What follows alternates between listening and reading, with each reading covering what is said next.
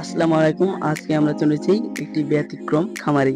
সেখানে দেখছি অনেক বিভিন্ন রকম কবুতর আছে। কবুতর এখানে কবুতর আছে, পোর্টার আছে, সিরাজি আছে, কক আছে, হেলমেট আছে, বোম্বাই আছে, আরো আরো বিভিন্ন রকমের ইত্যাদি।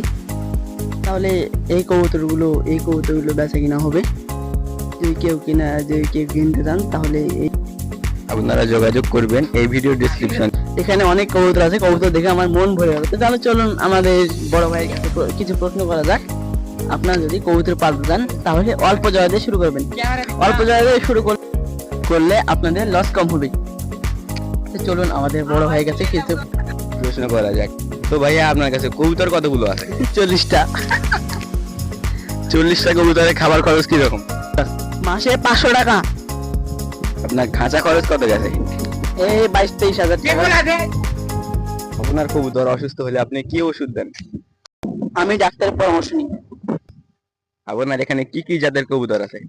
আমার এখানে আছে পোটার, পোটার আছে, লুটন আছে, হেলমেট কবুতর আছে, বোম্বাই আছে, রাজশাহী গিরিবাজ আছে, ঢাকায় গিরিবাজ আছে, আরো আরো বিভিন্ন রকমের কবুতর আছে, গিরিবাজ আছে, আরো ইত্যাদি। এখানে আমরা দেখতে পাচ্ছি কবুতরের ফার্ম। কবুতর ফার্মে অনেক কবুতর আছে। তো ফার্মের এই ব্যবস্থাপনাটা অনেক সুন্দর। এখানে দেখতে পাচ্ছি লুটনের বাচ্চা। এখানে একটা লুটনের বাচ্চা।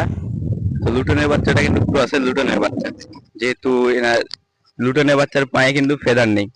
তো এই লুটনের বাচ্চাটা ক্রসের লুটনের বাচ্চা। তো এবার দেখবো লুটনের মাটা।